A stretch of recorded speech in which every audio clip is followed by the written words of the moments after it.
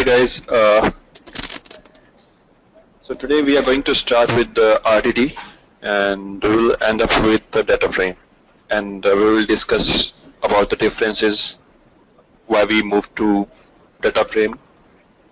We were working on RDDs, and then we will discuss in the next classes. We will discuss about the dataset, why we require dataset. We already have RDDs or DataFrame. So today our agenda that we are going to discuss about, we will discuss firstly about in that RDD, what are the RDD general operations. We have discussed some of them, but this time we will discuss more in depth. So RDD general operations, RDD like read-only partitions, collections of our records. So that we are going to discuss how these partitions are immutable, why these are immutable. So we will discuss that using the concept of RDD for the faster and efficient data processing. So how can we use RDD for making up, because it's very, we can override some of properties to make it fast.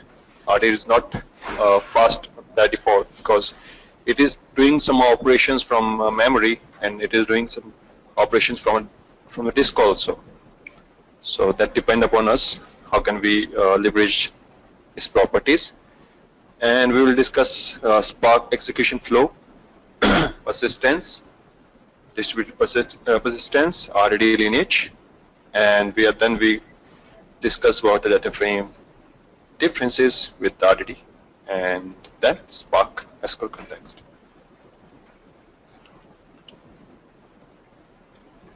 So now, what is an RDD?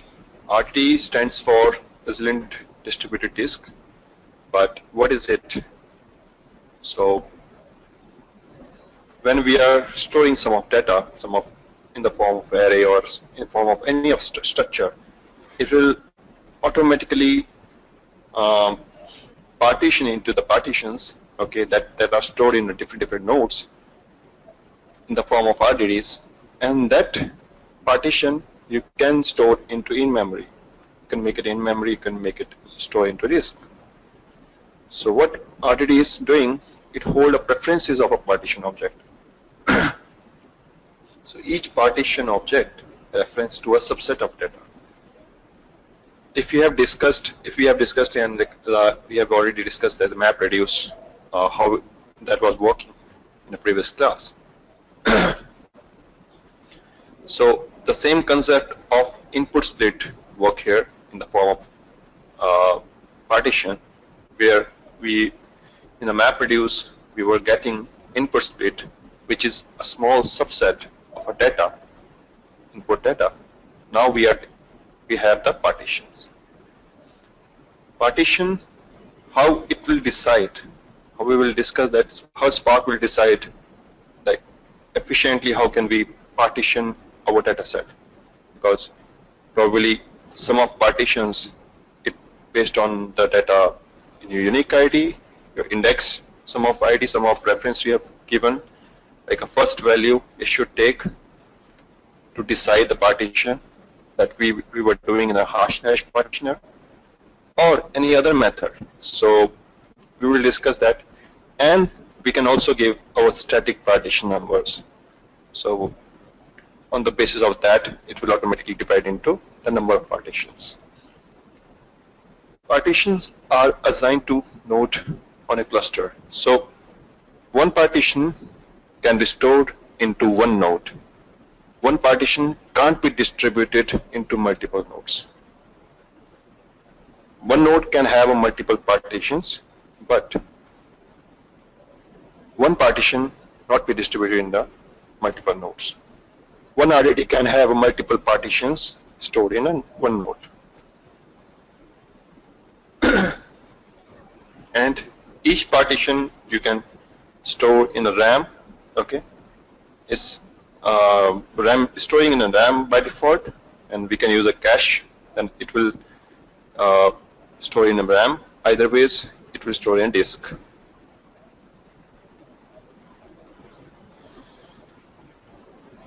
So this is a brief description about RDD.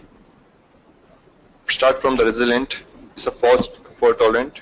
Okay, with the help of RDD lineage graph, we are able to recompute the missing or damaged partitions, because RDD lineage graph store all over the dependencies and all over the parent RDD's data. So all data information we have, then we can recompute that and we can recreate RDD which got missed. Okay, so that's why it is a fault tolerant, and damaged partitions also can be rebuilt.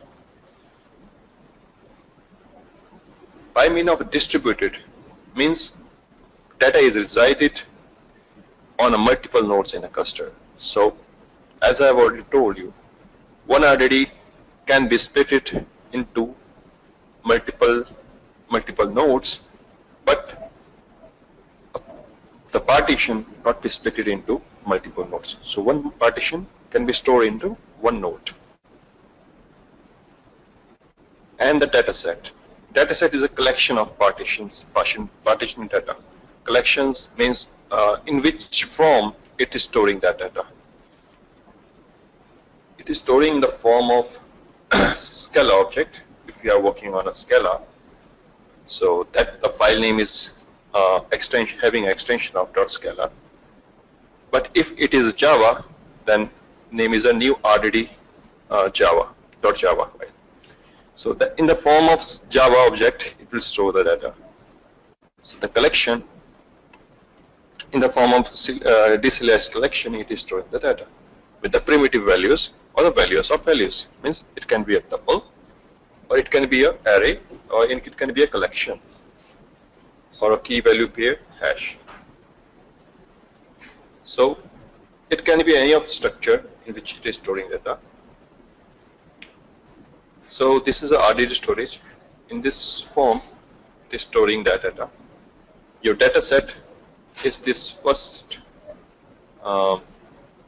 slide we have. Like it is an array which having a 1 to 30 number, and this array got split into 4 partitions, and that partition we are going to store into different nodes. So we have a 3 worker node here, and two of partitions we have stored in a one of worker node, and rest of the two partition we have stored in a different nodes. So this is how it looked like I have explained earlier. By this mean we are storing each partition into each individual worker node, which can be stored into in memory of that worker node. So that's by this mean we are storing that data into a distributed memory. Any question in this?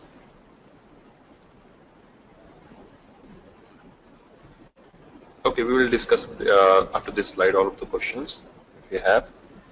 So this slide I think we have already covered, but let me go through that again, because now I will discuss more about that.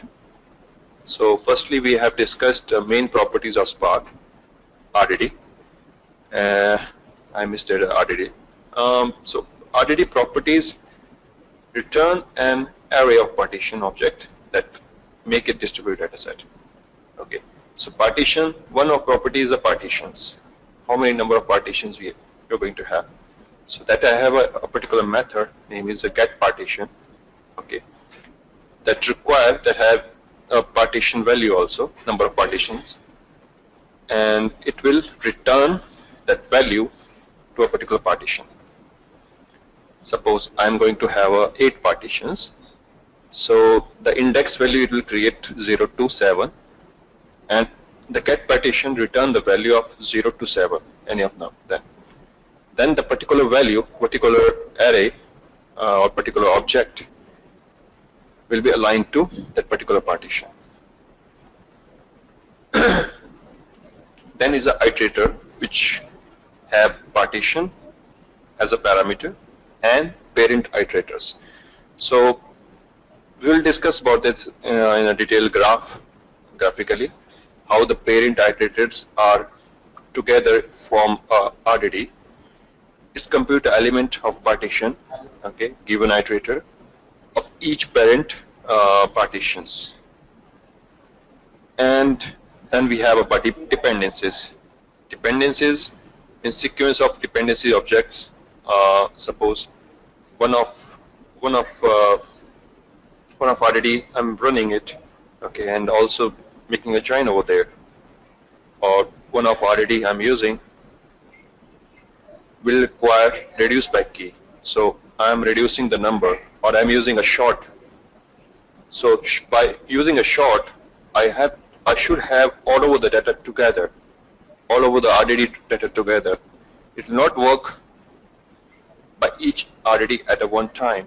I need all over the data in a one container, then I will be doing the processing of that. So that particular operation require other RDDs as a dependencies. So this is called a dependency, and this we can define into two parts. One is a narrow dependencies and a wide dependencies. Narrow dependencies are the dependencies where we have to take only one RDD at a time. So these are the individual operations which are going to perform on a particular RDD, like a map, like a filter. Suppose I'm doing filtering a particular string collection, okay, name is error, okay. So I'm filtering an error in the particular RDD, so that will run on every subset, on every partition, one by one, but that not require to collect all over the RDDs like we are doing in database aggregate functions that don't require all over the data set together in the one collection. But if you are going to discuss about the wide dependencies that require your dependencies from other nodes, so that's why wide dependencies will take more time, more computations, CPU computations than narrow dependencies. And this is also requires a shuffling of data between the nodes. So is also called a shuffle dependencies object. Then the partitioner. Partitioner is we are taking as a hash partitioner. Okay. Partitions is a number. Partitioner is a method which returns the partition value. It returns a scalar option type contain the partitioner object, and RDD have a like functions between the data point and the partitioner associated, and by default it is using a hash partitioner and return the value in the key and value pair. So if the value is not key value pair, it will return none value. Okay, so it should be a key value pair, then it will return. Then the preferred location. So preferred location, if we see it as a simple preferred location, I'm providing a particular partition ID to a preferred location method, and it will return a name of that particular node where that particular partition is stored. So this is a simple function which gives me the information in the name of Hadoop name of node, okay, which contain that partition. So now we are going to discuss about the wide dependencies, narrow dependencies here. As I already told you, the examples we have is a map values, filter, etc. for that, and these operations with the dependency just one. Either it will be a one dependencies, or it will be a none of dependencies were there. Okay, so and it will be a known set of dependencies. That means that will be in a single node, not in a distributed way, or we are providing it through the external sources. So example, we had a map values and filter, and by dependencies we have discussed about the sort, reduce by key, group by key, join we are doing. So it will be doing in the way which require data to be partitioned in the particular way, so that it requires shuffling, so that all of the data together can store in one container.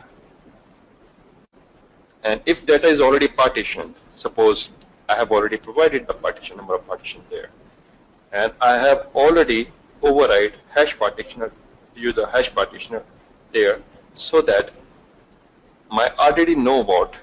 So this is the advanced concept we will discuss. So my RDD know is already partitioner, and it know about that particular index value where particular partition is stored. By this meaning, the repartition of data is not required here. That means shuffling. So if shuffling is not required here, it will run narrow dependencies for the particular join if I am doing that.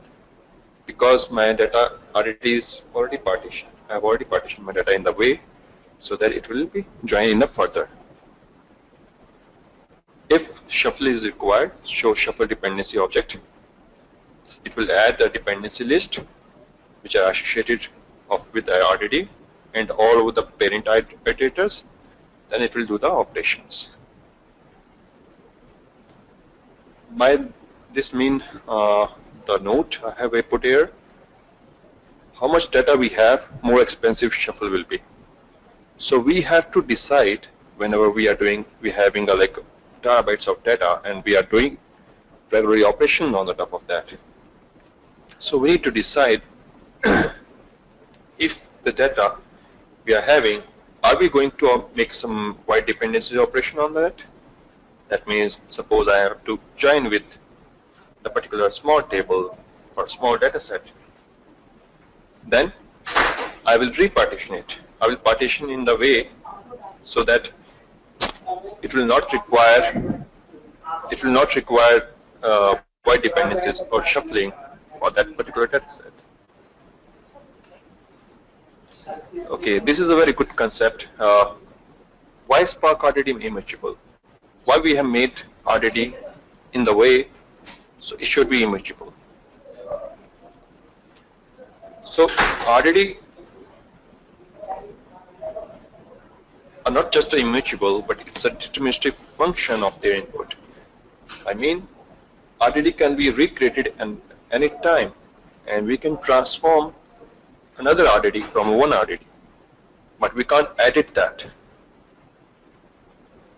So by this means, this helps to take advantage of caching. We can do the caching, and we not have to maintain a lock mechanism that we are going to maintain in the Java operations and Java programming, which I think we have done, threading or something else. We are not maintaining the threads. We are not maintaining here the locks. So the advantages of caching, sharing, and replication we are getting from my immutability. RDD isn't really a collection of data, but it's a recipe. It have all of the properties how to make a data from other data. It will just call all over the functions to recreate the data. It's just an object we have stored. So immutable data can easily live in the memory as on a disk, because we not have to make edit or load it back to disk using here I/O. It's already in the memory, and we are just making operations on the RAM, loading from the RAM, and storing again into RAM by the other RDD. This make it reasonable to easy move operations. Okay, that hit the disk. We're not using a disk here. Instead, they use data in a memory, and we are making operations again and again without using I/O, input/output. Adding memory is much lesser than adding an input/output bandwidth. So that's why it is very slow.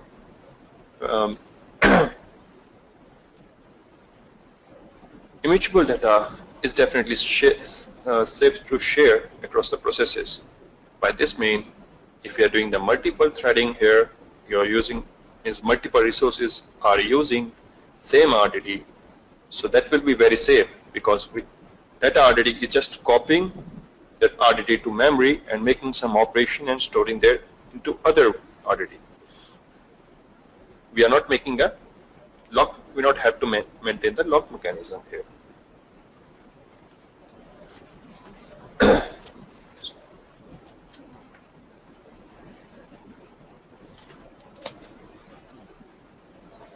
RDD for the faster and efficient data processing.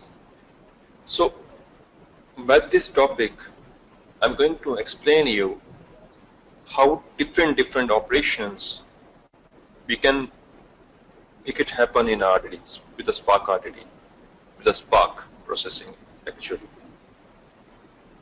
If we have interactive operations, interactive means we have to run a sum of queries again and again for doing some analysis on the same data. Okay, so we are running here using a query 1, query 2, query 3. We are running these 3 queries on one data which is stored in a distributed memory.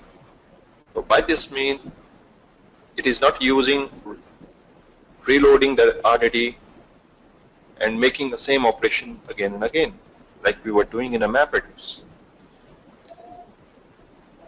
It read once and making operations multiple times. So different queries can run the same set data repeatedly. This particular data can be kept in a memory for better execution.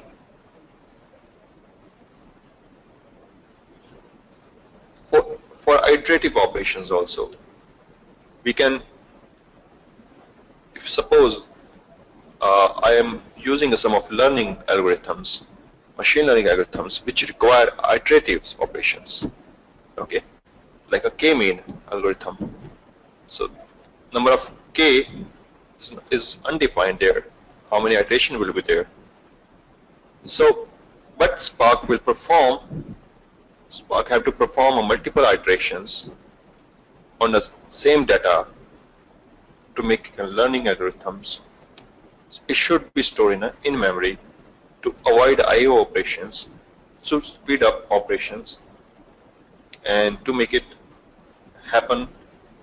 How can we do the machine learning on the distributed manner? So by this means, Spark store intermediate result in a distributed memory instead of any stable storage, disk, local or HDFS, any of them. Make our system very faster. We are reading from a memory, we are writing from to the memory.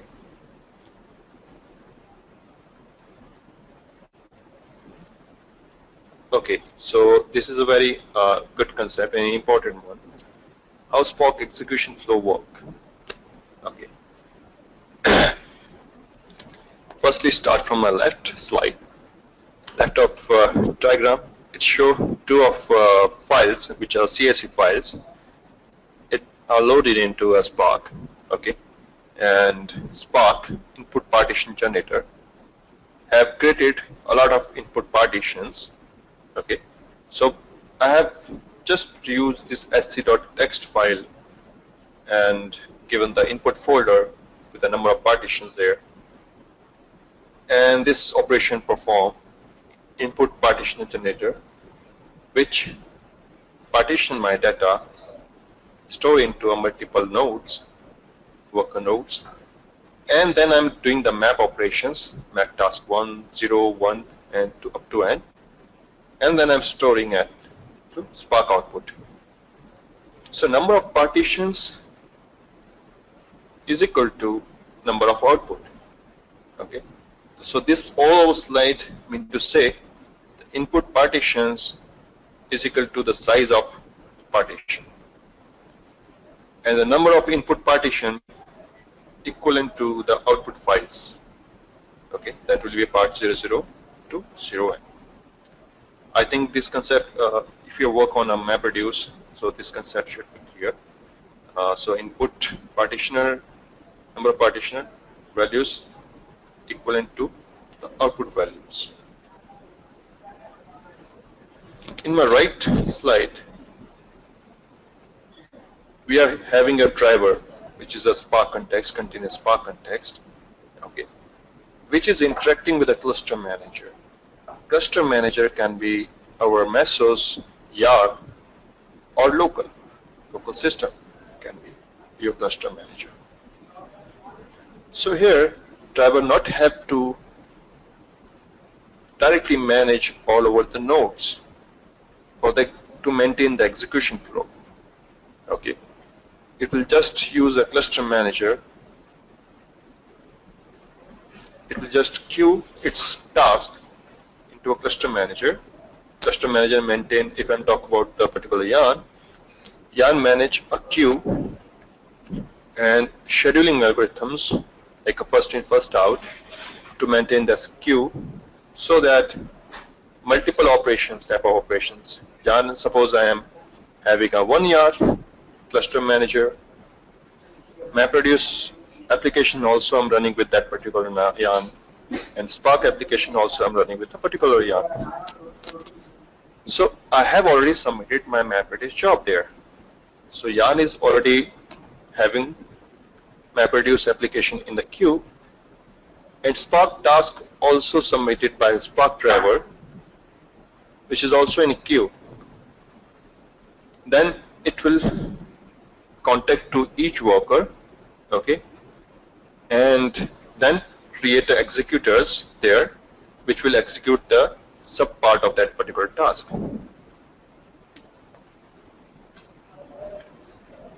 More in the yarn execution flow, this is a resource manager which having a node managers, okay, and which are connected with the node manager is a kind of a process, is a daemon which is running on the data node, and the data node are called as servers, which are having in Hadoop,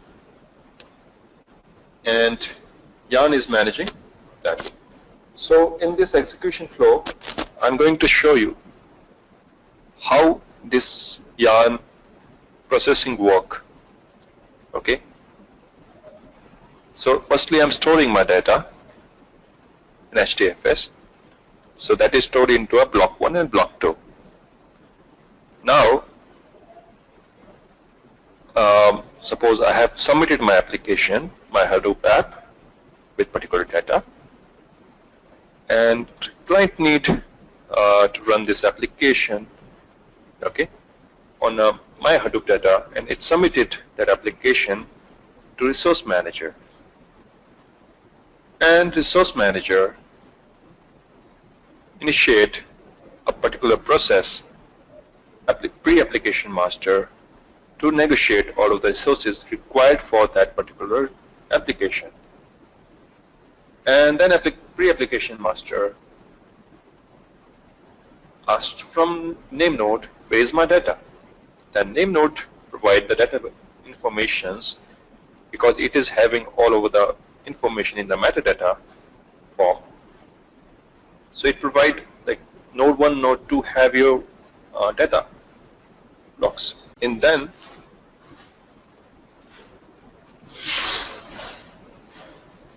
application master then again request for that particular task which if it want to run on particular nodes. So it will ask for containers, container process to run on a particular node manager. Then resource manager initiate a particular container process in the both of node manager. Then application master is connecting to the node manager to manage, monitor all over the job, all of the task, okay. And when it is done, then application master submit output to resource manager. Then resource manager submit result back to client. So this is how it works. Spark evaluate for the RDD execution. Spark evaluate RDDs lazy and computing RDD transformations when final RDD data need to be computed. Okay, so it perform operations like a transformation operations on Spark perform a transformation operation on RDD in a lazy manner. So it will just kind of creating a flow, execution flow. In this form, I will perform the data. So all over this flow is stored in a pipe, which is called a Spark pipeline. And Spark keep this RDD loaded in the memory on executor nodes. We have already shown to you how executor nodes look like in every worker node. And these executor nodes are have loaded this RDD throughout the life of applications. So RDD life will be equivalent to the Spark application life. Spark leverage this evaluation, which allows Spark to chain operation together and build a Spark tag, okay, which is in a scheduler based on dependencies, all of the dependencies it has. So we will discuss that tag here. Before that, Spark Rdd Lineage is used. Rdd Lineage is a dependencies graph of all parent RDDs of RDD. By this mean, all over before logical plan, RDD having information about its parent RDDs from where it got transformed. Okay, suppose I have made the operation, loaded firstly the data, and then map operation on the top of that, and then filter operation. So parent RDD of a filter operation will be, firstly is the loading, so sc.text file, then the map RDD. Okay. So result of applying transformation to the RDD and create logical execution plan. So Oddity Lineage is used to create logical execution plan, and logical execution plan is a combination of Rdd Lineage of dependencies, which is built using RDD transformations. It will look like this thing. Suppose these operations I have performed.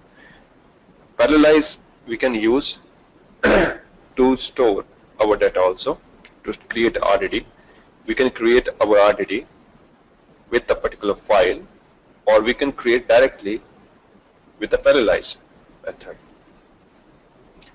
So this sc.parallelize, 2 of sc of parallelize, will create R00 and R01 RDD, and then I have make a partition operation on the top of these RDDs, then map, then zip, then key by.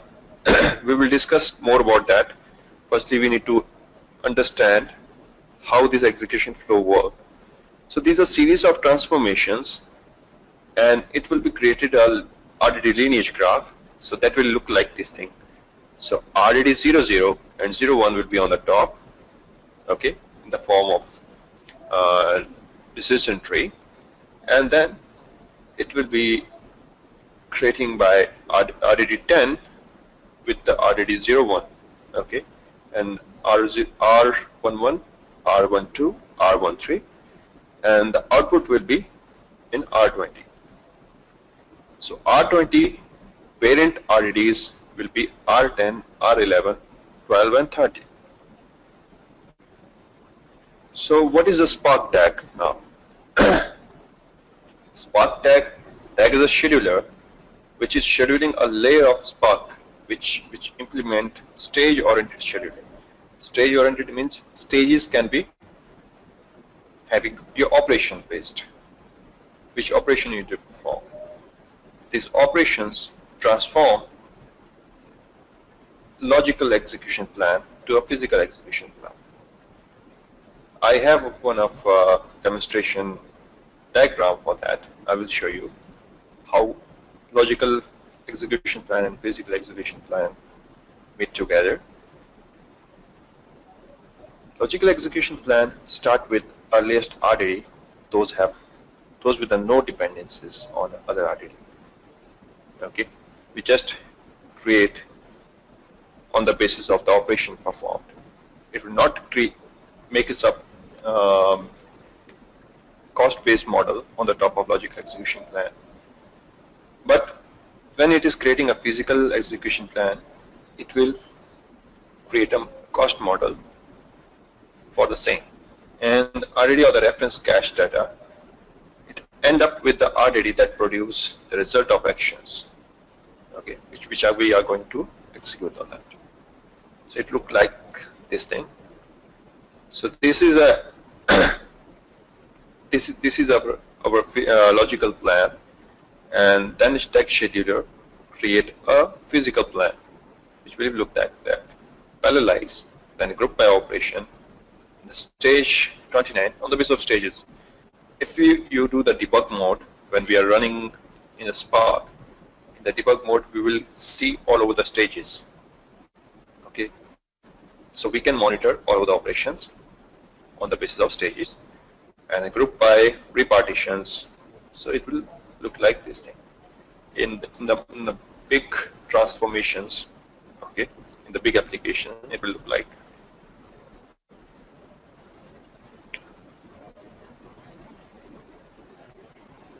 So what is a transformation and an action? These are like two types of functions which defined on RDD.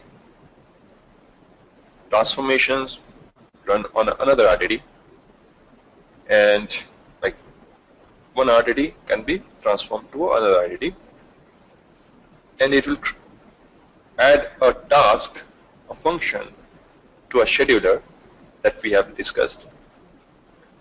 And the action are the RDD operations that produce a non-RDD value.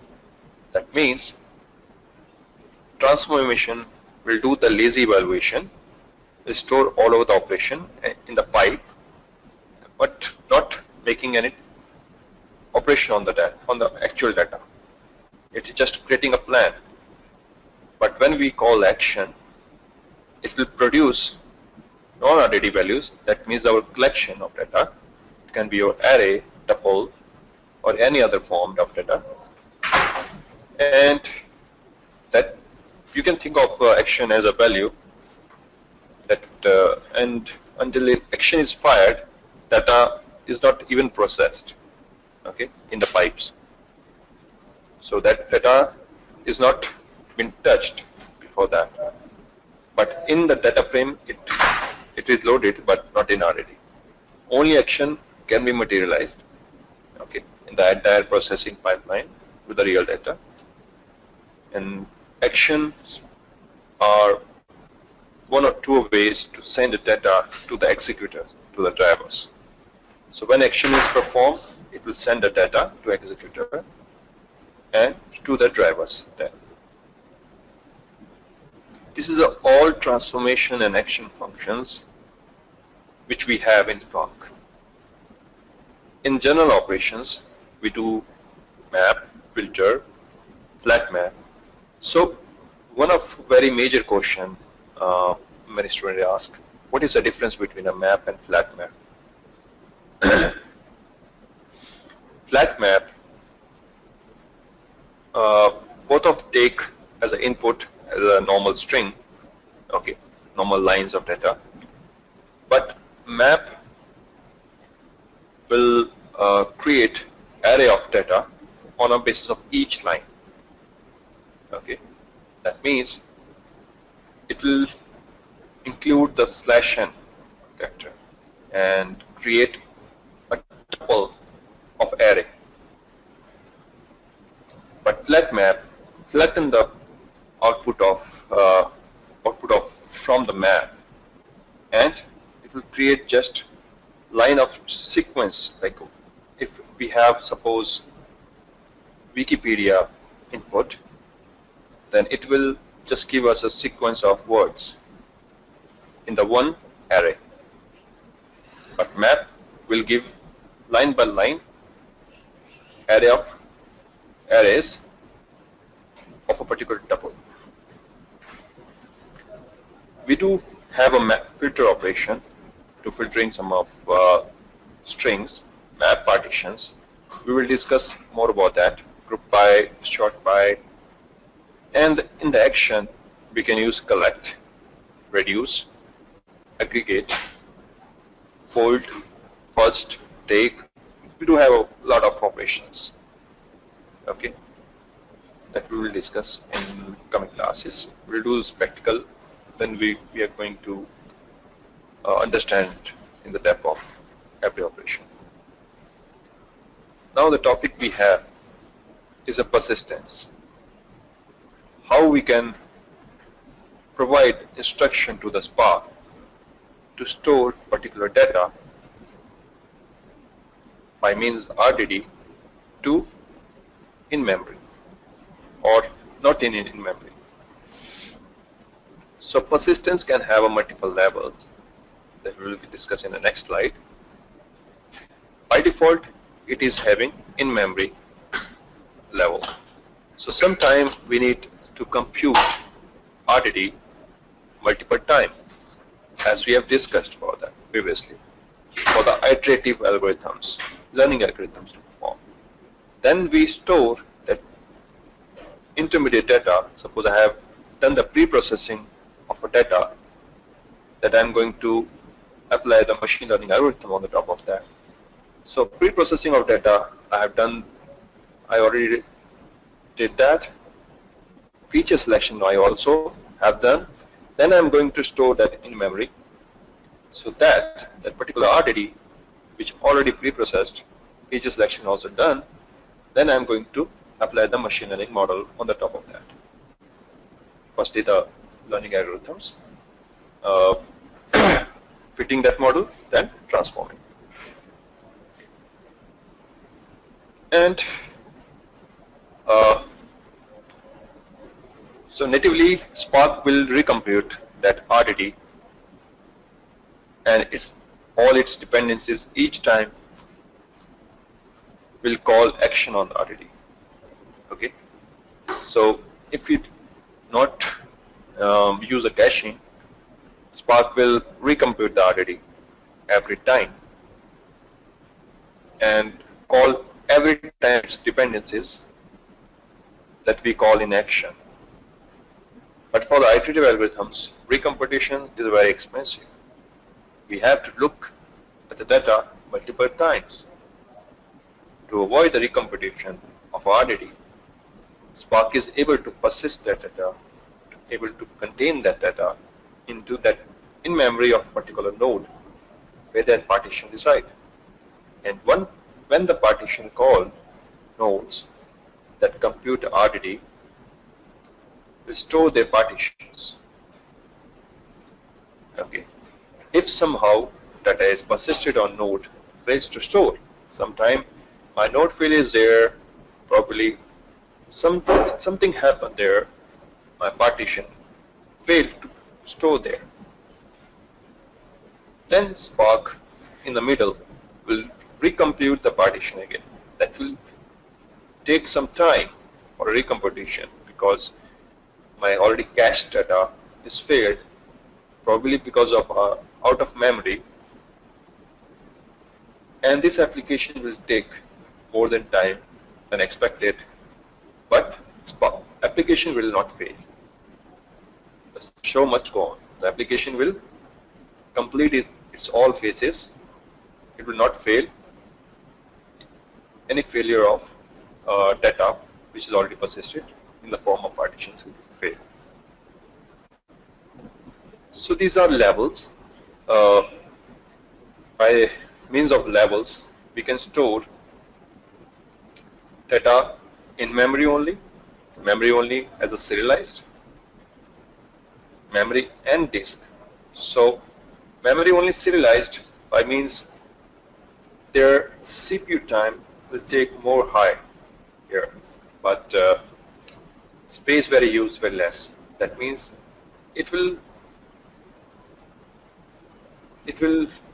store that data in the compressed format, in the bytes, and which is stored in our cache. But recomputation is required to making execution. So it's a form of serialization which required more CPU time. When we talk about memory and disk, space is used very high, and that is used a ratio. By default, if 80% of memory is used, then it will spill out the extra data, okay, to disk. So default is 80%, but you can decide, you can reconfigure your properties of Spark as per your need. So 80% of memory is already occupied, then it will split out the data to disk. But in case of memory only, if your cache is full, then your partition will be failed to store, as we have discussed in the previous slide. We do have a multiple operation like disk only that will store all over the RDD to disk, and space of cache is used very less. CPU time is very high, and we are not using any in-memory here. We are using a disk only. So memory and disk serialize where the CPU time is taking more, but space used very less. And some data will be there in in-memory, and some data will be there in on disk. So this is look like. So this will be a similar way how RDD work.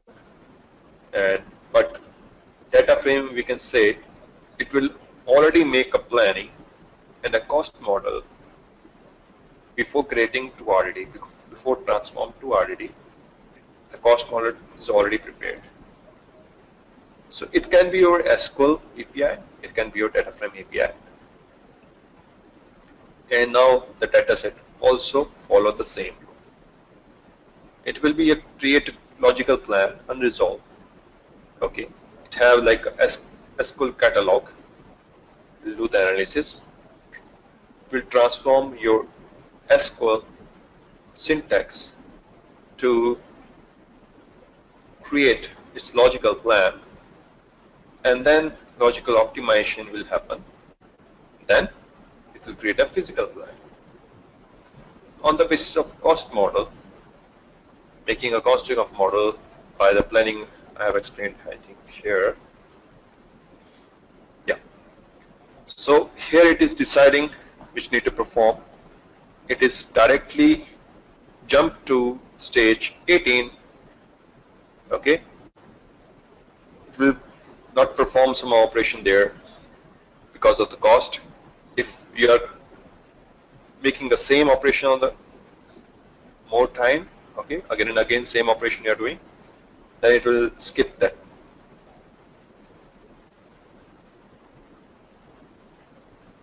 Then it is selecting the best physical plan and then create an RDD. So this is like graph which show to you the execution time difference between the DataFrame and RDD. So that is very huge actually. Like milliseconds you are taking.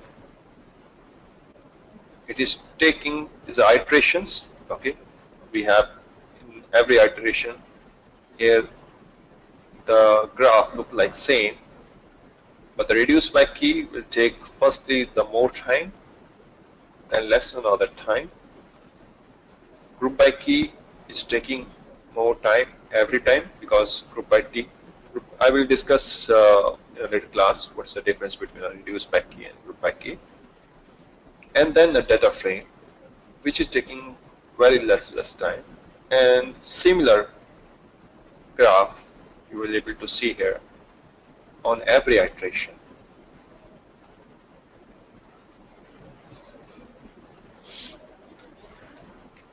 So we are going to discuss here what is a Spark context and Hive context and what are the difference between them. So Spark context is the entry point of all Spark applications. By means of that entry point, your Spark driver program, how it will interact with your Spark API, your application framework.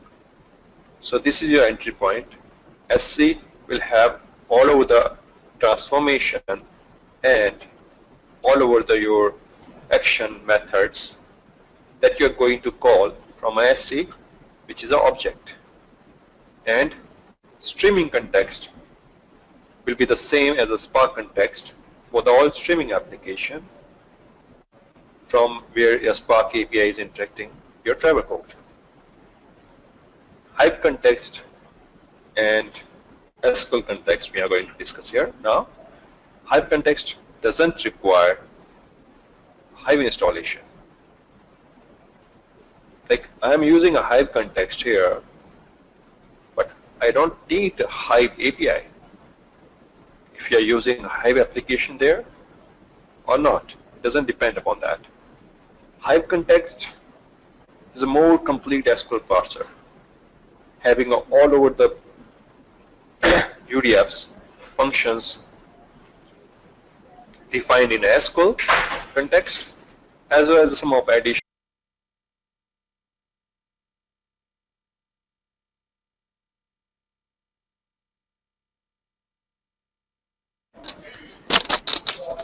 Yeah, so primary reason to use a SQL context, if you have conflict with the Hive dependencies that are not resolved, then you can use a SQL context. But Hive context have a more complete parser, SQL parser, with all additional UDFs.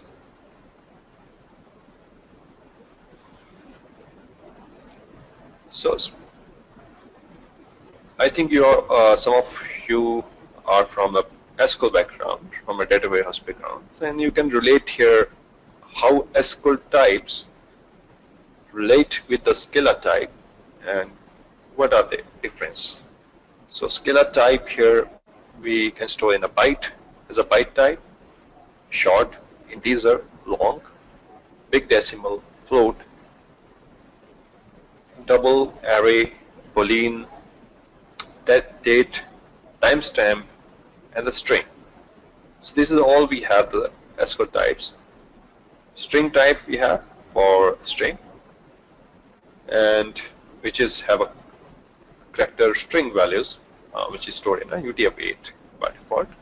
Timestamp we have date type, boolean type, binary type, double type, float type. So by this means you can use the SQL types to store your data to define your schema. And then some of us complex one also there. One is an array, and then which is in a Scala is an array, and SQL is an array type, which you can store in the form of array values. Map also there in a key value format. Case class is for creating a structure type data in SQL type. So what is a DataFrame API? DataFrame API is like Spark SQL DataFrame API, which allow us to work with the data frames without having to register our temporary table. DataFrame in SQL context, without using a DataFrame, we have to create schema externally, and we have to map our headers with our data. That means we have to map the schema with the data. We have to create all of them externally. Then we have to register a temporary table. Then we would be able to do the analytics on the top of that. But in DataFrame, you don't need to register with a temporary table. You can do directly. We will discuss that. So DataFrame API has both transformation and action methods, and the transformation on the data frames are more relational in nature That means it will support the relational data than the RDD.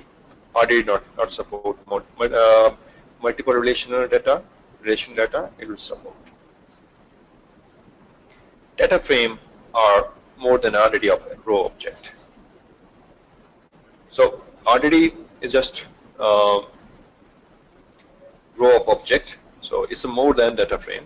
DataFrame also have a schema informations, also have a good speed benefits. DataFrame and dataset have a specialized representation.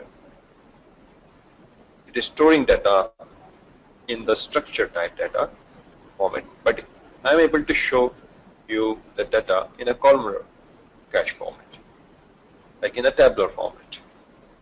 But in RDD, we are not having these facilities. Specialized representation is not only the more space efficient, but also can be much faster to encode with the prior serialization. So RDD data frames, datasets are generally lazy evaluated, which build up a lineage of their dependencies. We have already discussed that. How a SQL RDD schema created, this will show you. So this is a structure type, okay, structure field. So this is a scala one, which create your schema, data frame schema here by name and as array, okay, type true. So it transforms that data by, you can see your data frame this all over the schema information by using a print schema command. So what are the all Spark SQL DataFrame operations we're going to have? So for selecting, we can use a select here, there. For making any filter operations, we can use a filter directly. A user is a data frame here, and dot filter is the operation I'm performing. And the age is a column of that particular data frame. So it looks very simple. If any person on having experience on a SQL, so he can leverage his skills by using a data frame. And we can use a data frame dot group by with a particular column. We can also use column by the in a double quotes. We can also use by using a user.age, and then I'm counting that. So group by, counting the number of young users by gender. We do have our grouping aggregations functions there. We do also have a running SQL queries, like this is how we can register a temporary table by using a DataFrame.register temp table, and I'm giving a name here. Name is young, and I'm selecting count of a data, count of rows from this table. So we can also use this operation, transformation operation, and we can also use direct query with this .SQL function. And we can also use a window functions, because more over time when huge big analytics required in a data warehousing, then we are using window function to make a historical data, making operation on historical data. Then we can leverage our windowing function there, okay, and we can use this by partition by, and we can use name and order by ID, and then we can select which order by the sum of price, average of price over the range between the minimum value.